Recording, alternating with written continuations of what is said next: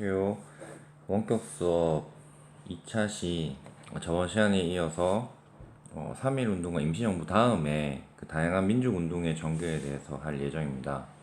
다양한 민족운동은 1920년대 국내 민족운동과 국외 민족운동이 있는데 일단 원격 수업에서는 국내 민족운동을 수업을 할 예정입니다. 그 테마 16은 여러분이 프린트를 받지 못했을 텐데 그 첫 번째 장에 있는 이 이제 표가 이제 전체적인 움직임을 설명하는데 좋다고 생각해서 여러분한테 보여주고 시작하고자 합니다. 지금 보면 3.1 운동 이후 항일 민족 운동의 방향이라고 되어 있습니다. 3.1 운동은 이제 민족 운동의 분수령이었고 여기에서 한국이 자주 독립국임을 분명히 하는 그런 민족 주체 의식이 형성되었고 그 이후에 이제 다양한 형태로 항일 투쟁이 이루어졌다라고 얘기를 하고 있고요. 이제 이제 뻗어 나가는 것들을 이렇게 이제 얘기를 하고 있죠. 일단 위에서 얘기한 걸 보면 이 무장 투쟁과 외교 활동은 이게 국내에서 있었던 게 아니고요. 이제 국외 나라 밖에서 이제 이루어졌던 그런 항일 투쟁 방식이죠. 그리고 나머지 것들은 이제 국내에서 있었던 항일 투쟁 운동인데 오늘과 내일 원격 수업을 통해서 여러분한테 전달할 내용은 바로 이 국내의 이제 항일 투쟁이 되겠습니다.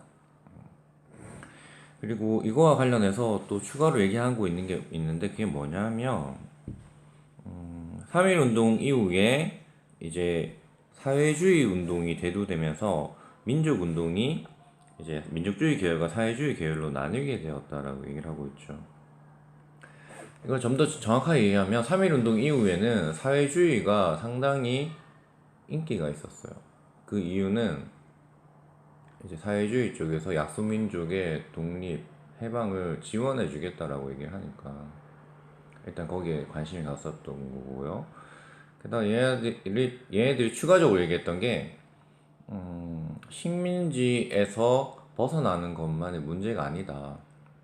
그 이후에도 여전히 그 봉건적인 그런 악습 폐단, 그래서 이제 지주나 자본가에게 이제 농민과 노동자들이 이제 착취를 당하는 그런 상황이라면 식민지로부터 벗어난다고 해서 끝이 나는 게 아니지 않느냐라고 얘기를 하면서 이제 이 사회주의는 그 민족 해방 이후에 더 나아가 계급 해방까지도 이제 얘기를 하고 있죠. 그러다 보니까 많은 그런 청년들, 이상주의적인 성향을 쫓는 청년들이 여기에 많이 가담을 하게 됩니다. 그래서 이 표를 좀 보면 이제 아까 얘기했던 것들을 좀 더 구체화해놨죠. 민족주의 운동은 이제 기본적으로 독립이 목표죠. 민족 해방. 그리고 그것을 위한 실현 방법으로 실력 양성을 얘기하고 있습니다.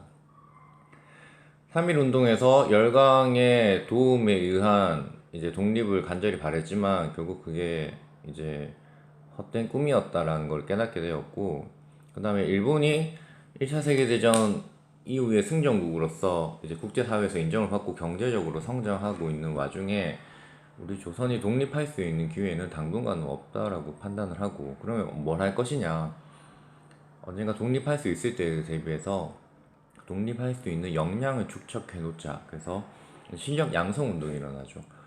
그래서 물산 장려 운동, 그 다음에 밀립대학 설립 운동, 그 다음에 농촌 계몽 운동 같은 것들이 이제 벌어집니다. 그 중에서는 일부 이제 일본의 그런 민족 분열 통치에 이제 회유당해서 자치 운동이 일어나기도 하죠. 이 민족 운동의 주체는 기본적으로 지식인은 당연하고요. 그 후에 지주와 자본가들이 이 민족 운동의 주체입니다. 민족주의 운동의 주체고요. 사회주의 운동은 아까 얘기했던 그런 민족 해방 독립에 추가 플러스 알파가 있죠. 그게 뭐냐면 노동자 농민의 계급 해방이에요. 이것은 마치 그 동학 농민 운동에서 처음에 외쳤던 게 이제 지방 수련관의 그런 수탈, 탐관오리의 수탈로부터 벗어나고자 하는, 그 다음에 이제 신분적 차별에서부터 벗어나고자 하는 그런 반봉건이 첫 번째였잖아요. 그러다가 이제 그런 것들을 실현해 나가려고 하는 과정에서 일본이 이제 개입해서 경복궁을 점령하고 고종을 포로로 잡고 청나라와 전쟁을 벌이고 이러니까 반봉건 전에 먼저 반외세부터 해야겠다. 일본부터 몰아내야겠다. 그래서 걔네들이 우금치에서 싸우다가 이제 그 상당히 많은 피해를 입고 그 걸음을 멈추게 되게 되는데, 이 사회주의에서 얘기하는 계급 해방은 마치 동아농민운동에서 얘기했던 반봉건과 같은 얘기를 하고 있는 겁니다. 그래서 얘네도 기본적으로 지금 당장 시급한 게 민족 해방, 일본의 지배로부터 벗어나서 우리나라를 다시 찾아야 된다라는 독립이라는 거에는 민족주의자와 생각이 같죠. 근데 얘네들한테는 그게 1차적 목표예요. 2차적 목표, 궁극적인 목표는 그걸 뛰어넘어서 계급 해방까지 하자는 겁니다. 그러기 위한 수단으로서 얘네들이 선택한 거는 이제 대중운동이에요. 그래서 청년 학생운동, 이를테면 광주 학생 항일운동, 60만세 운동, 그 다음에 농민 노동운동, 암태도 소작쟁이라 그래서 이제 소작료가 70%니까 너무 높다, 40%로 낮춰달라라고 해서 그 농민들이 집단으로 이제 추수 거부를 하는 그런 일들이 있었고 결국 관철시켰던 그런 일이 있고요. 노동운동으로는 1929년에 원산 총파업이라 그래서 한 달 동안이나 이제 노동자들이 파업을 해서 자신들이 원하던 그런 임금 상승, 그 다음에 이제 노동자에 대한 인간적인 대우, 이런 것들을 이제 요구했던 그런 사건들이 있습니다. 그런 것들을 주도했던 게 이 사회주의 운동 쪽 계열의 어떤 흐름이었고요. 이 주체는 지식인을 당연히 포함하고 농민과 이제 노동자가 있습니다.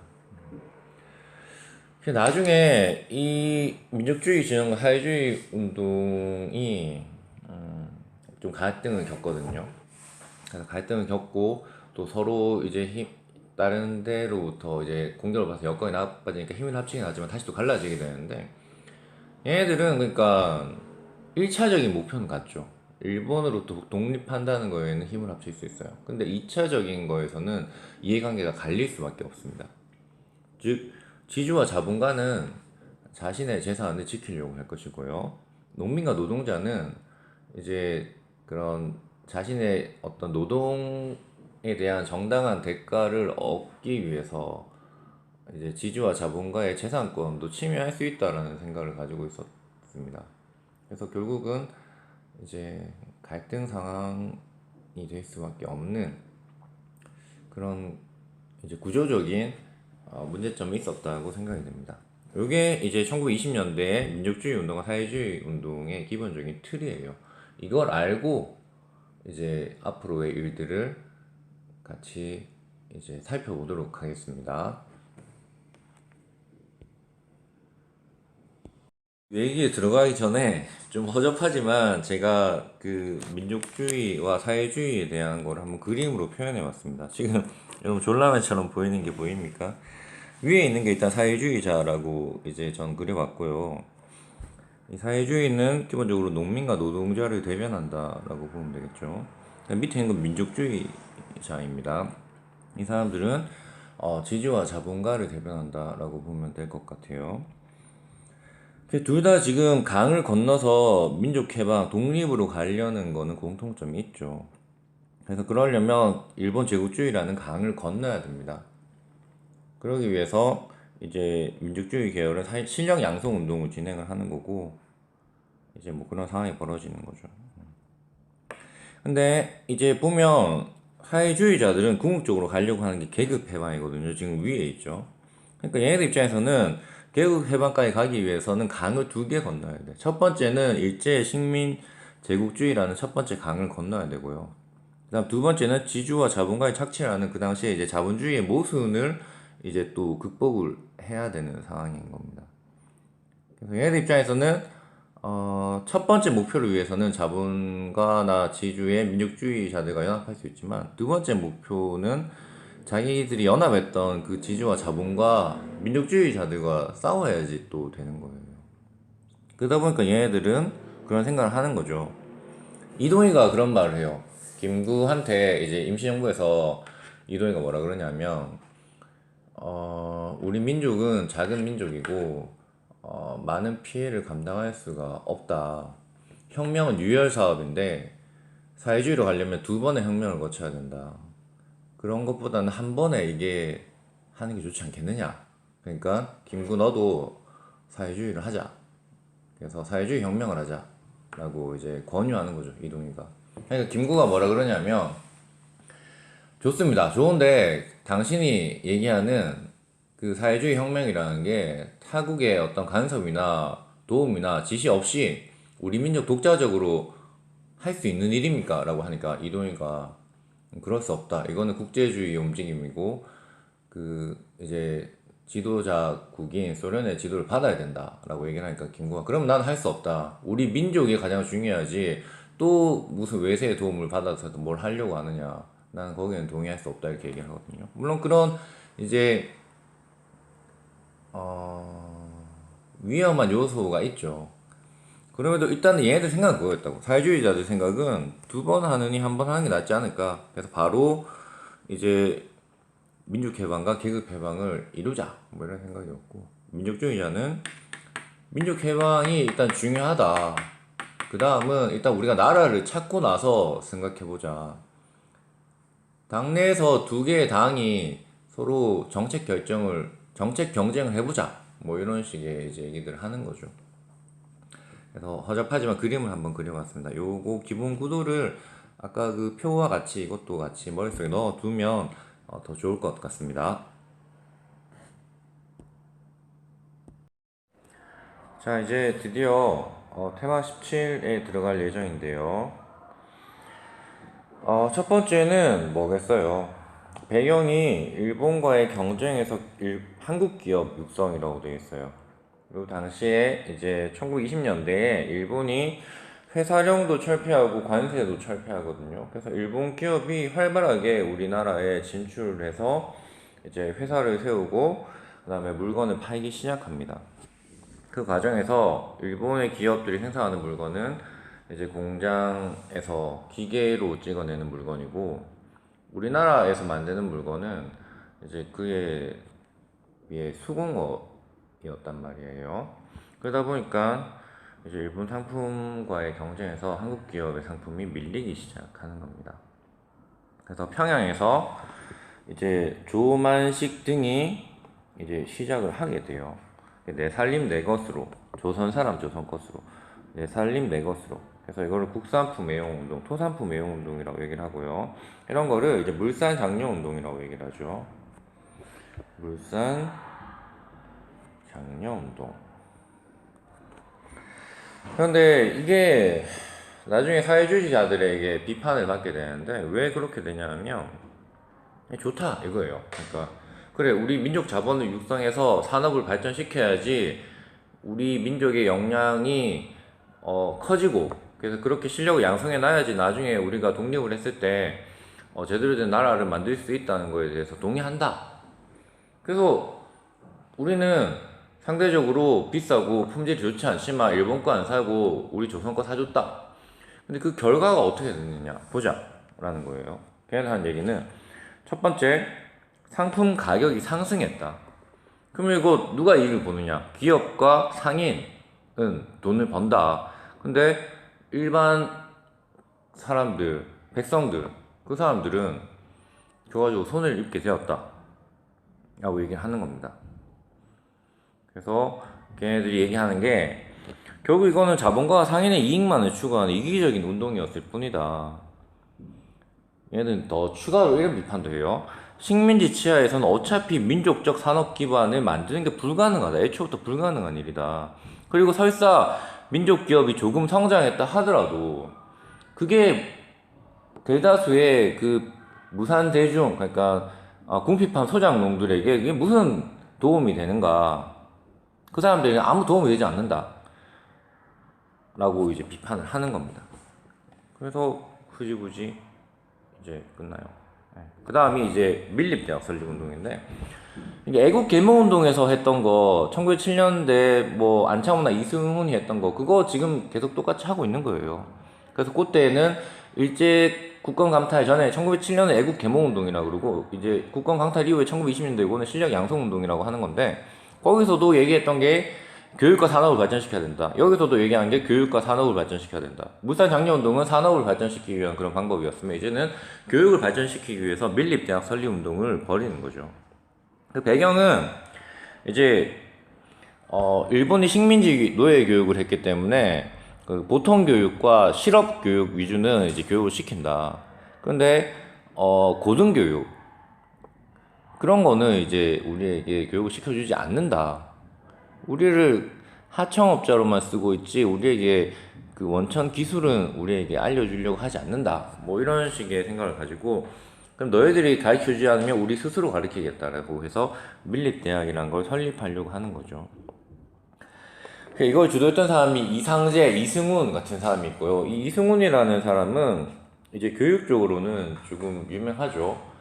그 1907년에 오산학교, 평안도 정주의 오산학교를 자기 전 재산을 털어서 만든 그런 사람이고 요때 와서는 이제 밀립대학 설립운동을 주도를 하는 거죠.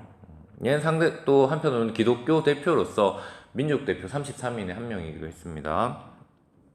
이제 이걸 하니까 이제 일본에서는 이게 가만히 두고 보니까 안 될 것 같거든. 그래서 이제 이거를 방해하고 방해해도 안 될 것 같으니까 이제 대안을 제시하죠. 좋다. 너희들이 그토록 원하면 대학을 설립해 줄게. 경성제국대를 설립해 주겠다. 이제 됐지. 라고 얘기하면서 이제 이 불만을 무마시키려고 하죠. 하지만 그 경성제국대에 입학할 수 있는 조선인들은 엄청 작았어요. 전체 정원의 10%도 안 되었다는 얘기도 있습니다. 대부분 그거는 조선에 있는 일본 사람들을 위한 그런 대학을 만든 거죠. 그러면서도 우리한테는 어쨌든 대학을 만들었으니까 너희 여기 다닐 수 있다라고 이제 홍보하면서 이거를 약간 방해했던 거고요. 또 하나가 이게 밀립대학은 어떻게 설립할 거냐를 두고 얘네들이 내세웠던 게 1천만 국민이 1원씩 그래서 1,000만 원을 모금을 해서 이걸 만들겠다는 거예요. 뭐 400만 원 모금해서 일단 무슨 문과대학 설립하고 그 다음 300만 원 추가로 이제 또 모금해서 무슨 이 공과대학 설립하고 또 300만 원 추가로 모금해서 이제 그 의대 설립하겠다 뭐 이렇게 계획을 세웠거든요. 근데 모금 실적이 상당히 저조합니다. 이게 원래 얼마를 이제 1차 목표액이 400만 원이었거든요. 그러니까 일단 이게 있어야 뭐 부지도 사고 그 다음에 뭐 교수도 초빙하고 그 다음에 건물도 올리고 이런단 말이야. 근데 이제 모금한 게 결과적으로 100만 원이 안 돼요. 게다가 요때가 시기가 이제 1923년 요 시기인데 요때 그 우리나라에 엄청나게 큰 물난리가 납니다. 홍수가 나요. 수해. 홍수가 나서 그 물이 빠지고 난 다음에 그 농작물이 다 썩어버려요. 그래서 그 이제 기근도 들고요. 그 다음에 또 가뭄도 그 다음엔 가뭄이 막 이어져. 그러니까 이게 식민지 수탈 체제 하에서 이제 근근히 먹고 사는 사람들이 많은 조선에서 이 모금을 한들 돈을 낼 수 있는 사람이 많지 않았던 겁니다. 그래서 그런 어떤 방법 자체가 한계였다라고 얘기하는 사람도 있죠. 그런 비판에 직면하고 결국 대학은 설립하지 못하고 이제 끝이 나게 되죠. 자, 그리고 요런 상황에서 이제 일본의 문화 통치에 낚였다라고 이제 할 수 있는 그런 사람들이 나타나게 됩니다. 이 사람들 타협적 민족주의자라고 하는데 이제 이 사람들이 주장했던 거는 이제 자치운동이라는 거죠. 자치운동은 이제 기본 전제 자체가 일본의 식민지배를 인정하는 거예요. 우리가 절대 독립은 할 수 없다라는 걸 인정하자, 현실을 인정하자. 그러고 난 상황에서 이제 그 안에서 차선책으로 우리가 할 수 있는 걸 하자. 정치적 실력을 양성하자라고 하는 겁니다. 그래서 우리가 이제 선거도 해보고, 그 다음에 국회의원도 뽑아보고, 그래서 의회도 만들어보고, 거기서 어떤 정책도 결정해보고, 그렇게 우리가 정치적 역량을 쌓아 나가야 된다. 이게 이제 얘네들 생각이었어요. 대표적으로 이광수 이제 같은 사람이 있는데, 얘는 뭐 그렇게 얘기를 한답니다. 얘가 안창호의 제자거든요. 그럼 안창호는 엄청 친했어. 이게 훌륭한 사람이었죠. 그랬는데 1920년대 이후에 이제 독립운동 쪽에서 보면 이제 변절을 하게 되는데, 얘 어떤 생각이 이거였어요. 나중에 이제 얘가 우리나라가 해방되고 난 다음에 친일 반민족 행위 그런 특별법에 의해서 얘가 이제 잡혀서 재판을 받는단 말이야. 근데 그때 뭐라 그랬냐면, 나는 민족을 위해서 친일했다 이래요. 그러니까 일본이 망하지 않을 거라고 생각했고, 그러면 일본이 망하지 않는 상황에서 우리 조선은 독립을 할 수가 없을 것이고, 그러면 계속 일본 밑에서 우리는 이등 국민으로서 그런 식민지인으로서의 그런 피해를 감수해야 되는데, 그걸 벗어나기 위한 방법은 우리가 보다 더 일본인처럼 되고, 또 보다 더 일본을 도와서 일본에 동화되는 게 우리 민족에게는 좋은 일이라고 생각을 했다, 이렇게 얘기를 해요. 그러니까 옆에서 이제 최리는 듣고 있다가, 닥쳐라, 뭔 소리냐, 이렇게 상황이 이렇게 되는데 그런 소리를 하느냐, 일단은 지금 상황에서는 무조건 무릎을 꿇고 네가 사과해야 된다, 나는 차라리 나를 죽여서 이제 뭐 어떻게 뭐 전시해라, 이런 식으로 이제 그 상황에서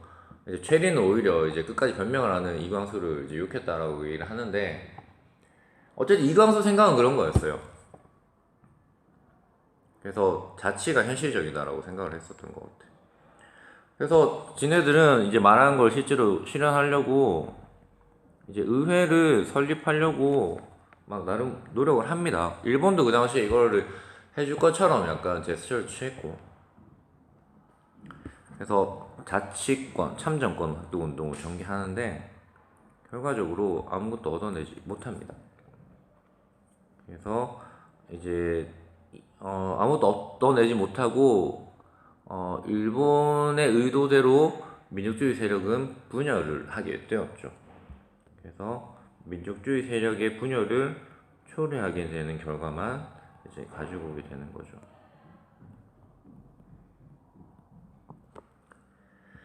다음 농촌 계몽 운동인데요. 농촌 계몽 운동은 상대적으로 이제 그 대중운동 쪽이에요. 그래서 그 사회주의 쪽 계열의 사람들이 이제 중점을 뒀던 사업이고요.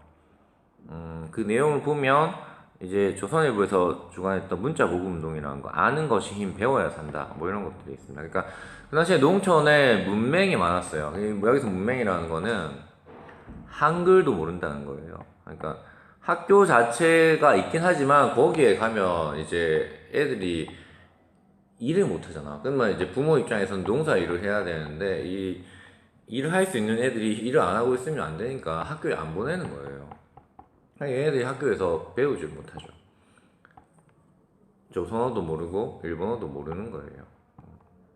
그래서 모르니까 이제 쉽게 속을 수밖에 없고 쉽게 당할 수밖에 없고, 자신이 뭘 지향해야 되는지도 모르고 이용만 당하는 거죠. 그러다 보니까 그걸 막기 위해서 이제 이런 농촌 계몽 운동을 했었던 겁니다. 조선일보에서 했던 거는 이제 문자 보급 운동, 동아일보에서 했던 게 이제 분화로드 운동이라 그래서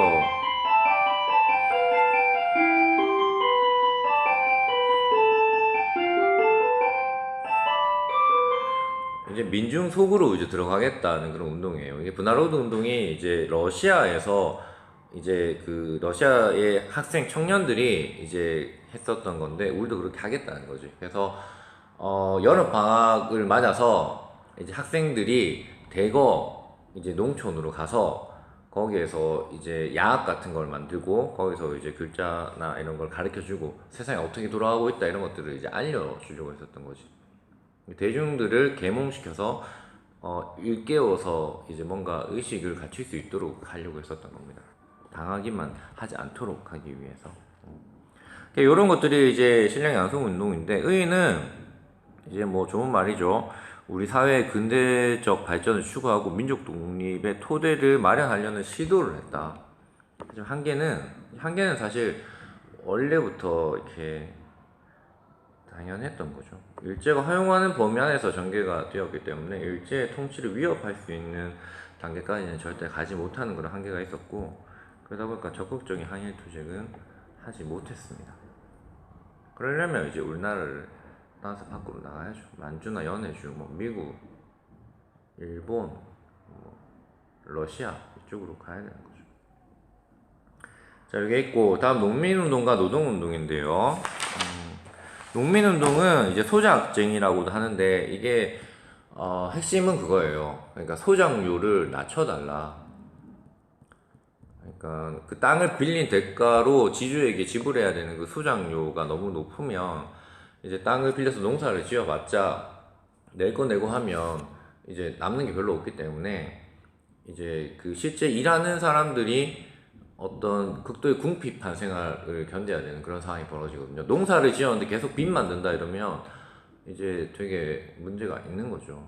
그래서 그런 것들을 이제 바꾸기 위한 운동, 그게 농민운동이고 소작쟁이죠.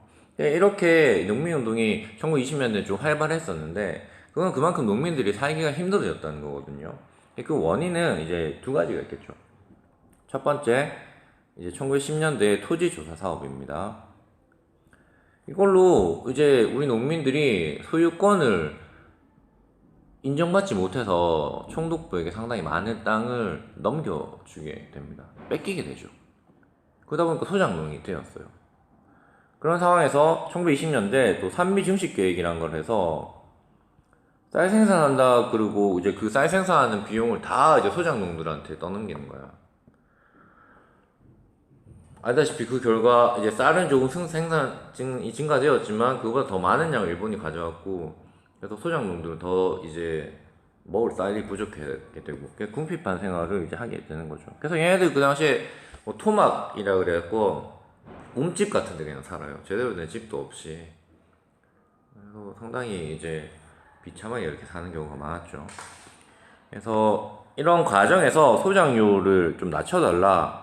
이를테면 암태도 소작쟁이 같은 경우에는 그 당시 암태도라는 섬에 이제 조선인 지주가 있었는데 걔가 소작료를 70%로 내라 그랬어. 그러니까 70% 내면 우리는 다 죽는다. 절대 할 수 없다. 그래서 40%로 낮춰달라 그래서 아마 이제 그게 성공했을 거예요. 그런 정도. 그런 게 이제 소작료 인하 운동이고, 소작권 이전 반대 운동은 이제 그 토지 조사 사업할 때 여러분 영구 경작권이라는 개념에 대해서 얘기한 거 기억납니까? 토지 조사 사업에서 그 농민들 소작농이 가지고 있던 경작권, 영구 경작권은 인정되지 않았고 때문에 매년 계약할 때마다 이 소작농들은 을의 위치가 되어서 갑인 지주에게 어떤 그 부탁할 수밖에 없는 상황이었다라고 얘기를 했었죠. 그렇게 얘네들이 지주가 소작권을 맘대로 다른 애들한테 이제 계속 넘겨버리면서 횡포를 끌어버리면 그 소작농들은 살 수가 없거든요. 그래서 소작권을 함부로 이전하지 마라 이런 것들을 이제 요구했었습니다. 대표적인 게 아까 얘기했던 암태도 소작쟁이라는 것이고요. 암태도라는 거는 전라도에 있는 섬이에요. 지금은 아마 염전으로 유명한 그런 섬이 아닌가라고 생각됩니다. 그 다음에 노동운동이 있는데, 노동운동은 노동쟁이죠. 노동쟁이는 지금의 이제 노동자들이 이제 파업하는 이유랑 같아요. 저임금 장시간 노동. 그러니까 임금 올려달라. 그 다음에, 그 노동 시간을 줄여달라. 뭐 이런 요구들을 하는 거죠. 그 다음에 비인간적 대우 개선을 해달라. 이를테면 조선인이라고 막 월급을 일본인의 절반만 준다거나 아니면 공장 기계가 노후화돼서 이거는 뻔히 이제 산업재해가 날 수 있는 상황인데도 불구하고 그런 사람 목숨보다 돈 아끼려고 낡은 기계를 계속 쓰게 함으로써 이제 사람들의 그 노동자의 생명이나 어떤 신체를 항상 위협할 수 있게끔 하는 그런 위험한 환경을 만들어 놓는 것들을 개선해달라 이런 것들을 요구했던 거죠. 그래서 대표적인 어떤 그런 게 원산 총파업이라고 있습니다. 이 원산 이쪽이 되게 커다란 석유 화학 시설 그런 공장이 있었대요. 그래서 노동자도 상당히 많았던 거지. 근데 여기에 이제 뭔가 차별 대우를 하니까 거기에 반발해서 일어났었고, 얘네들이 한 달 동안 파업을 했는데 그 한 달 동안 그러면 얘네들한테 그런 뭐 지원 물품이나 물이나 식량이나 돈 같은 걸 이렇게 누가 보내주냐면 국제 뭐 사회주의 단체 뭐 이런 데서도 이제 지원을 해주고 뭐 개소련에서도 지원을 해주고 뭐 이랬었나 봐요. 그래서 얘네들이 그만큼 버틸 수 있었다라고 합니다. 이런 것들이 지금은 이제 자신의 생존을 위한 투쟁이죠. 농민은 소작료 낮춰달라. 그 다음에 노동자들은 임금 올려달라. 결국은 자기 어떤 생존을 위한, 자기 삶을 더 낫게 하기 위한 그런 투쟁이었는데, 이게 1920년대엔 그나마 이런 것들을 이제 일본이 허용해 준다기보다는 약간 용인해 주다가 30년대에 되면 그런 게 없어요. 이게 무조건 전쟁을 위해서 모든 거를 다 바쳐라라고 하면서 이런 것들을 다 싹 다 아예 말 자체를 못 꺼내게 만들어 버리거든요. 그러다 보니까 이제 얘네들이 사회주의 세력과 연대합니다. 그래서 이게 작게는 내 삶의 문제고 내 가족의 문제지만 이게 궁극적으로는 일본의 지배하에서 일본 제국주의에 수탈 당하는 한에서는 이걸 내가 어 양밖에 안 되겠구나. 이게 주기적으로 이제 털을 깎여서 수탈 당하는 양밖에 안 되는구나라고 생각을 하고 그 이제 본질적인 문제 그 일본 제국주의를 무너뜨려야겠다라는 생각으로 이제 독립운동까지도 하게 되는 거죠. 자, 그런 게 농민운동과 노동운동이고요. 그다음 학생 항일 운동을 보면 역시 그것도 사회주의 계열 쪽에서 대중운동이라는 걸 일으켰던 측면이 있고요.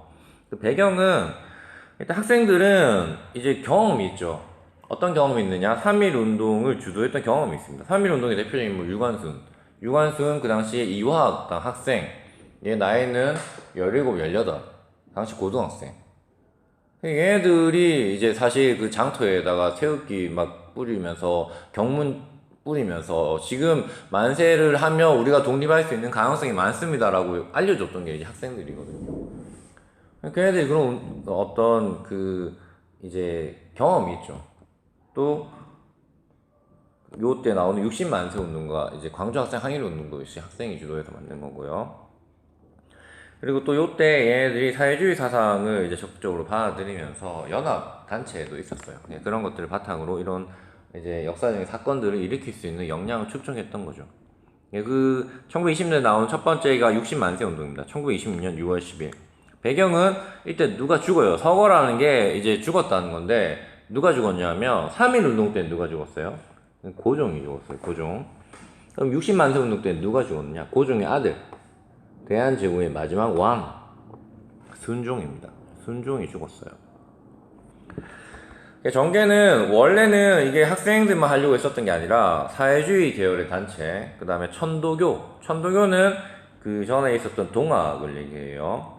3.1 운동 때도 사실 이 천도교의 힘이 엄청나게 컸거든요. 민족대표 33인의 첫 번째 인물이 손병인데 걔가 동학 천도교를 이끄던 교주였다고. 그래서 제2의 3.1 운동을 한번 일으켜보자 라고 해서 이 세계 세력이 힘을 합쳐서 이걸 하려고 했었는데 발각됩니다. 그래서 사회주의 단체들 다 잡혀가고요. 천도교 계열도 다 잡혀가. 다행히 학생들은 잡혀가지 않았어요. 그래서 학생 단체들이 이제 그 순종의 국장이래 이 60만세 운동을 할 수 있었던 겁니다. 이때 이 이제 장례 행렬에 경찰관이랑 군인이 일본의 경찰관이나 군인이 7,000명이 투입되었다고 하는데도 불구하고 이 학생들이 이런 운동을 일으켰다는 것은 매우 용기 있는 행동이었던 거죠. 그 다음에 이제 광주 학생 항일 운동인데 1929년에 있었던 일입니다. 배경은 일제 민족 차별이에요. 그 사건의 발단이 나주에서 광주로 가던가 광주에서 나주로 가던가 나주에서 광주로 가는 것 같아요. 예, 그 열차 안에서 일본인 중학생이 남자인데 이제 조선인 여학생의 머리를 막 잡아치면서 이제 희롱하면서 장난을 쳤다는 거예요. 그러니까 그 이제 박교욱이라는 그 여학생의 사촌 동생이 있어. 박준채라고 있는데 얘가 이제 후쿠다 이 개새끼야. 니 왜 우리의 사촌 누나한테 장난질 치고 지랄이야 이러면서 이제 싸움이 붙은 거야. 근데 그 열차가 이제 통학 열차다 보니까 일본 학생도 많고 조선 학생도 많아요. 걔네들이 열차가 중간에 서니까 그 역에 다 내려. 그 다음에 거기서 패싸움을 합니다. 그러니까 경찰이 출동을 했어요. 경찰이 출동해서 얘네들 싹 다 잡아가는데 거기서 이제 민족 차별을 하는 거지. 일본인 학생들은 훈방은 그냥 풀어준 거예요. 조선인 학생들은 이제 폭력죄를 이제 적용해서 뭐 3개월에서 많게는 1년까지도 이제 징역을 이제 때려버리는 거죠. 그러니까 이제 조선 학생들이 들고 일어나는 겁니다. 그 민족 차별이라는 거를 지금까지 뼈저리게 계속 느껴왔는데 이 사건을 계기로 폭발해버린 거죠. 그래서 이제 얘네들이 이제 광주 지역에 있는 학교들이 다 연합해서 동맹휴학을 해요. 그러면서 다 거리로 나와서 이제 시위를 하는데 그 내용이 뭐냐면 민족 차별을 중지해라. 왜 조선인 학생들만 차별하느냐. 그리고 조선인 학생을 위한 교육은 왜 없고 일본인 학생을 위한 교육만 있느냐. 이 세금 이거 조선 사람들이 내는 건데 왜 그 혜택은 일본 학생들만 받아가느냐라고 이제 항의를 하는 거죠. 그 다음에 식민지 교육제도 철폐 이런 것들을 이제 요구합니다. 이거를 또 이걸 누가 지원했냐면 여러분 나중에 배우겠지만 요 당시에 이제 우리나라에서 좌우합작이라는 표현이 맞나? 사회주의와 민족주의자들이 서로 힘을 합쳐서 만든 최대의 그런 항의운동 단체가 있었는데 이게 신간회예요. 신간회가 이거를 이제 지원합니다. 그래서 이거 사실을 널리 알려서 이제 전국적으로 이걸 널리 퍼뜨리려고 그랬지. 그러니까 60만 세 운동에 하지 못한 제2의 3.1 운동을 이 광주 학생 항일 운동을 통해서 다시금 하려고 했었던 거야. 그래서 열심히 얘네들이 진상을 파악하고 그 다음에 민중대회 같은 걸 열어서 이걸 널리 알리려고 하는 그런 시도를 하죠. 그래서 조금 확대됩니다. 그래서 의의는 3.1운동 이후 전개된 최대 규모의 항일운동이다 라는 게 이제 광주 학생 항일운동의 의의가 될 겁니다.